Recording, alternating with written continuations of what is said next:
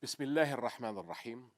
Mr. President, Mr. Secretary General, Your Excellencies, these are indeed extraordinary times in our history and in the history of the United Nations when we find ourselves meeting virtually for the first time in the UN's 75 years as our world continues to grapple with COVID-19 and its far-reaching implications, and as our people look towards us to navigate these uncharted waters with bold statesmanship. It is incredible how a virus that infected a single person in one corner of the globe has grown and expanded to hit the very foundations of our international system, our global economy, all of humanity. It will be equally incredible if the lesson of just how interconnected we really are is lost on us. We cannot beat this virus by turning inwards. It does not stop at borders, and nor should our cooperation. We can only overcome COVID-19 and what comes beyond it through a renewed integration of our world, a reglobalization that makes the well-being of all our peoples the ultimate goal. A reglobalization that capitalizes on each country's potential, its strengths and resources, with regional safety nets, keeping the flow of vital supplies open. A reglobalization that better equips us for a post-COVID-19 world. My friends, among the multiple challenges that our world will have to face is hunger at a substantially larger scale than previous decades. Indeed, it has already begun to creep up on us. We see threats to food security in Lebanon. We see hunger threatening vulnerable refugee communities in our region. We see it threatening communities living in poverty across the Middle East, Africa, Latin America, and elsewhere. Preparing for this is a key priority for Jordan, and we also stand ready to do what we can for our region and our friends by channeling our capabilities to operate as a regional hub for food security. And it is out of our belief in the importance of maintaining food security for generations to come that we also are strongly committed to safeguarding the main source of humanity's substance, our environment.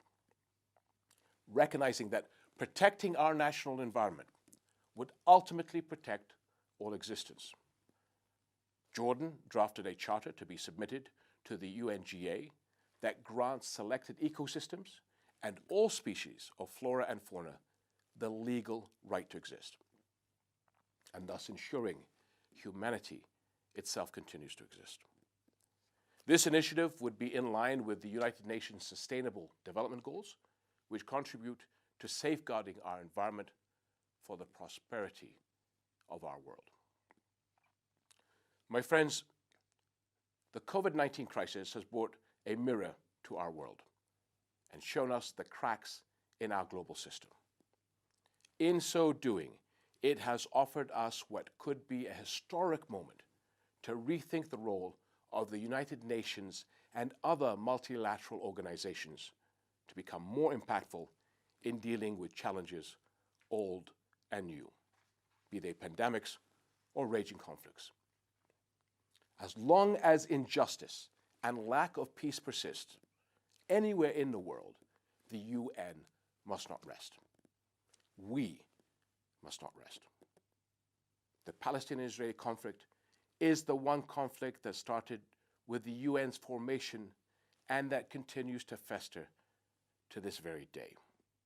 The only way towards an end to this conflict, the central conflict in my region, is through the two-state solution in accordance with international law and UN resolutions.